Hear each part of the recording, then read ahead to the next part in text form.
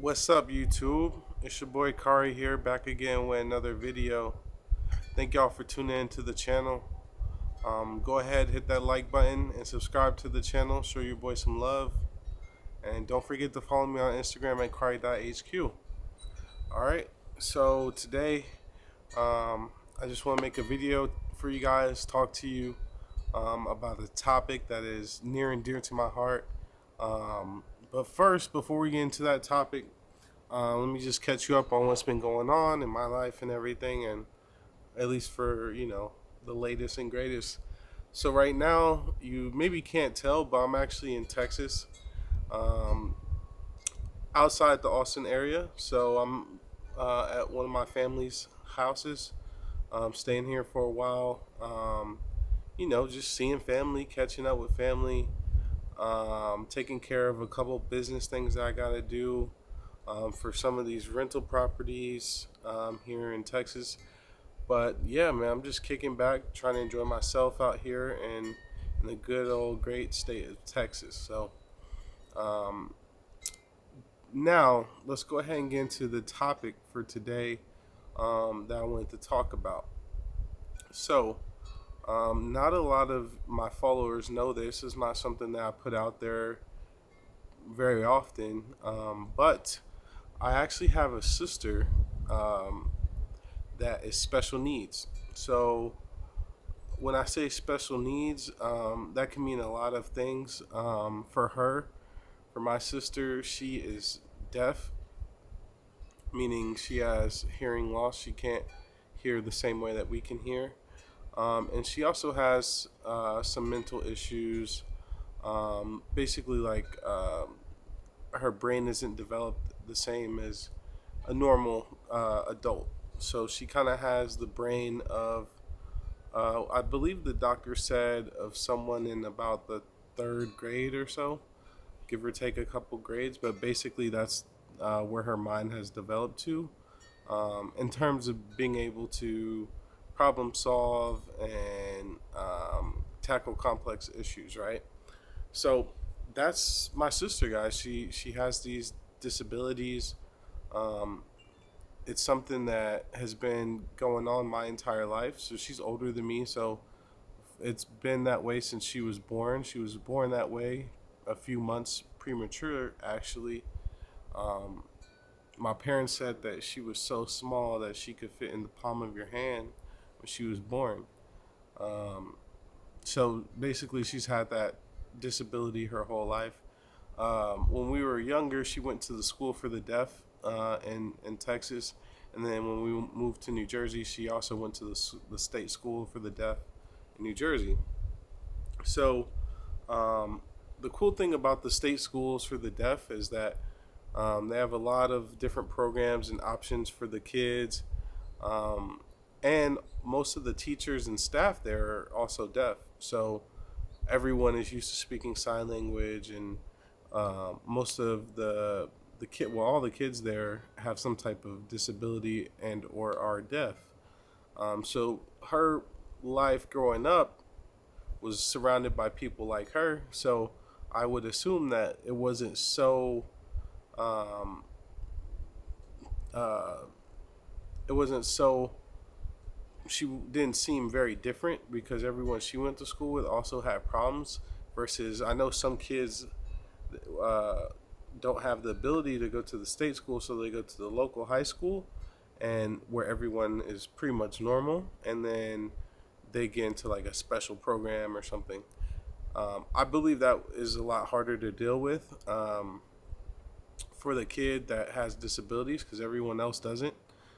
So I'm happy she got to go to state schools throughout our younger years. But yeah, I just want to kind of talk about what it's like living, growing up with someone that has special needs, because it's quite different than what the normal upbringing is like for most people. Growing up with a sister, a child, or a friend that has special needs is very different. I mean, you have to have a lot of patience, is probably the first thing. Um, with my sister, when we were kids, I I didn't really have a lot of patience because I was a kid, like, and I was used to her being having disabilities. So to me, it was normal. It was, frustrating at times for sure because um, my sister would get away with stuff that I couldn't get away with. So if we were both doing something, you know, I would get in trouble for it, and then my sister, they would not really get her in trouble for it. So I was frustrated. I think over time I grew like resentment. It's natural though, like not like a real like I resent my sister, but like, man, why she always get away with stuff that I don't? And as a kid, I didn't understand or you know fully understand the fact that she was different than everybody else. Because she was my sister. She was always with me.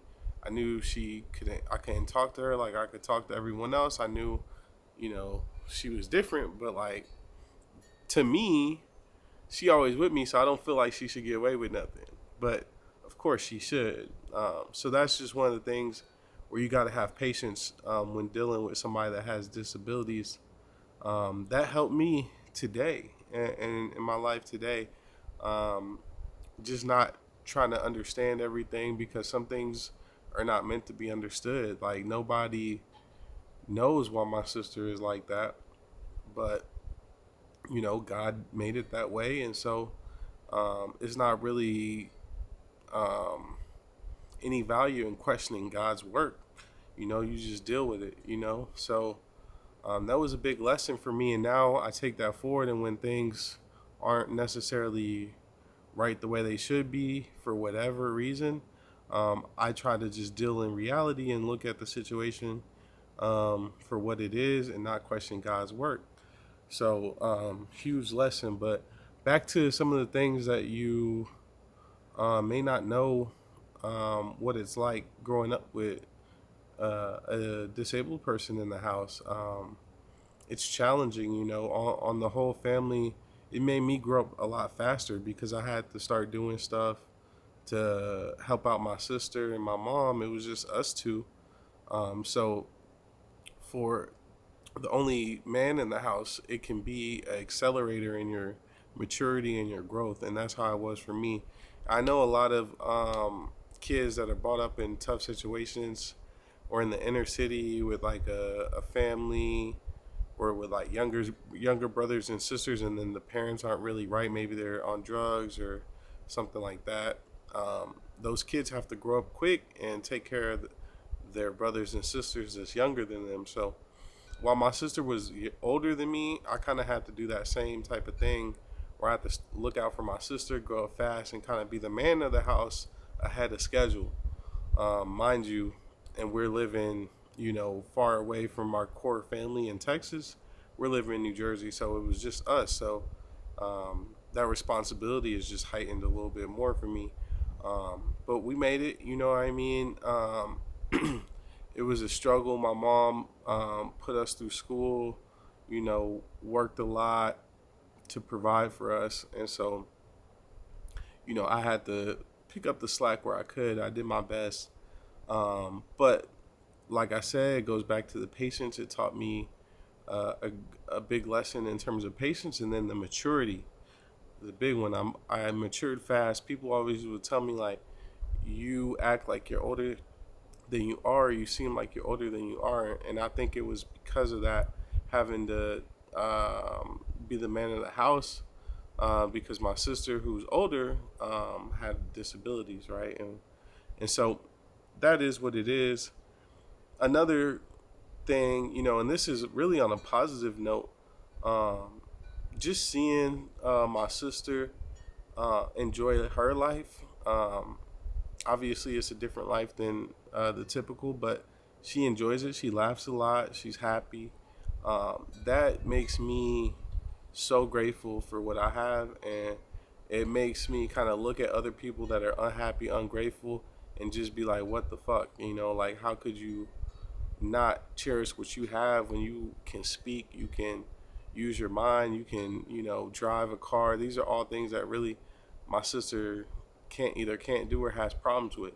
So, I don't have a lot of patience for people that are slackers that don't want to put in hard work or do what they gotta do, because I just feel like they have all the God given basics, and they're kind of throwing it away. So my sister taught me that because she does more with less than what most people have. So she has less, but she does more. She's happier. She has less, understanding of the world, ability to interact with people and whatnot. But she is usually happier than most people. Um, Not to say that she's always happy. She has times where she's upset, just like we all have times where we're upset. Actually, a funny story. My sister, she does this thing like just to, I don't know if it's like to piss people off or when she's just unhappy or whatever, but she will flick you off, like give you a fu with her finger like that. And I know where she learned it. You know what I mean? It goes back to way in our childhood. So when we were as little, like I'm talking maybe 5, 6 years old, my mom worked still, and so she would, and we was living in Texas at this time. She would have a neighbor babysit us. Actually, a neighbor's kids. It was this Mexican family, and the mom had maybe 4 or 5 kids, and maybe two of the kids was in high school, and so and then the other kids was more around our age. So we would stay at their house. My mom would pay the older kids that was in high school to watch us, and we would also have their younger kids to play with. So it was like a babysitter situation. But them girls in high school that was watching us, they actually used to use the middle finger to each other, right? And I think my sister picked up on the reaction of when people use the middle finger, how mad they got, and so she learned that that was a way to like piss people off or whatever. So I think that's why she likes to use that. But it's crazy, man. She'll use it, and when we was little, she would use it a lot more. You know what I mean? She would like, and just in weird, embarrassing places. Like we would be out at a restaurant, and she would just, for whatever reason, probably just she couldn't communicate what she wanted because while sign language is pretty comprehensive, it's nothing like speaking the English language. Um, so I think there's emotions that can be lost. There's definitely, you can't explain things as in much detail, and you only have your hands to work with. So um, I think maybe it could be communication that would set her off, or anything. Maybe she just had a bad day, but she would like we'd be out at a restaurant, and she would just start flipping out and throwing middle fingers to everybody, and I'm just a kid, and I'm just like, and she yelling and stuff, and banging on the table and stuff, and we're in a restaurant, let's say, Olive Garden or Cheesecake Factory or something, and so I'm just a little kid. I'm just like embarrassed as fuck, like to be honest, I used to be embarrassed as fuck when we would go out and she would do stuff like that. But I think now I can look back and just say like, I'm happy all that happened because now I really don't give a fuck what people think, especially people I don't know. So if I'm at a restaurant and somebody looking at me crazy, or I just, I don't even care because you don't know what it's like being in a restaurant and the person at your table, one of the people at your table is like something that no one's ever seen before, like a different type of person than anyone's ever seen. So people start looking, people are like, trying to figure out what's going on with that person, or they think she's just an asshole, but they don't know her life, that she got a whole disability and stuff. So I'm sure people were judging us all the time, like, so I'm just used to being judged like that. So that's another thing that helped me. But overall, growing up with my sister like that, um, made me who I am today, and I wouldn't take it back for anything.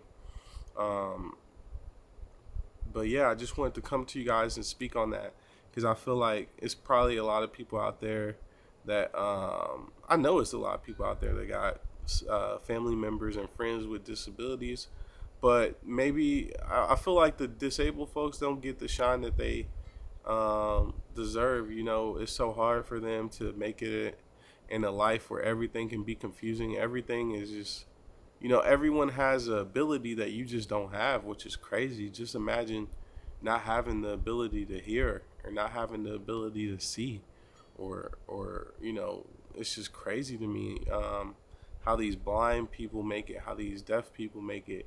Um, so yeah, I got a big place in my heart for people with disabilities. I always go out of my way to look out for anybody that's disabled because I really understand what it's like. This is a lifelong thing for me. When my mom and dad passed away, my sister is my responsibility. So it's just one of those things. It's a lifelong commitment that you didn't ask for. It's almost like a kid, but even like when you have a kid, it's 18 years of doing for the kid, and then they grow up and become their own, and you still look out for them, but they go out and do their own. With my sister, no one knows what the future holds, but I know I'm gonna be there for her no matter what.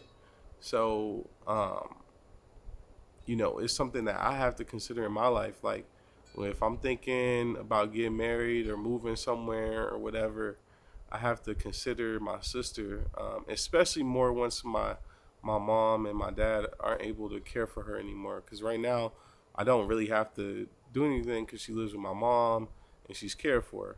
But eventually, one day, that won't be the case. So just preparing for that, man. It's a lifelong thing. It's something that I have to think about, and the average person doesn't have to think about something like that. But I'm grateful for it, like I said, and that's just my life. So thank you, God, for making it that way. You know what I mean? Um, and yeah, so I'm just here to tell that story. Um, just kind of try to relate to my followers and put out a very important message. Um, to the world. You know what I mean? So go ahead, hit the like button, subscribe to the channel. There will be more content coming your way very soon. I should be back in Colombia, um, not too long, maybe in about 2 weeks. I haven't bought a ticket back yet, but I'm thinking I'll go back in about 2 weeks. But yeah, that's a big thing. Like, one of the reasons that motivated me to go to Colombia, by the way, was because I knew my sister was taken care of with my parents and stuff. Really, my mom much more than my dad. But I knew my sister was taken care of, so I'm like, let me take this opportunity before my mom is either sick or passes on or something like that, which shouldn't be soon. She's not that old, but I'm just saying, let me take this opportunity to, while everyone's healthy, everything's good, to go ahead and live a life overseas. Because let's say something happens to my mom and I got to take care of my sister, that's a lot harder to do. You know what I'm saying? And a lot more things I got to think about. It's not just handling my visa, it's handling, it's just so much. But yeah, man, it's a real thing. Um, you know I want to, if anyone has the time or the money and is interested in helping out, um, try to find the local deaf school in your state, or maybe you're in a different country. If there's a deaf school in your country, give them a donation, man. Donate to the school for the deaf in your state, because they need it. They're doing great work and helping out people that are disabled and don't have uh, a ton of resources in most cases. So look out for them. Let's not forget about the disabled people out there. Um, and it's your boy Kari HQ. Follow me on Instagram at Kari.HQ. Like this video, subscribe to the channel. I'm out.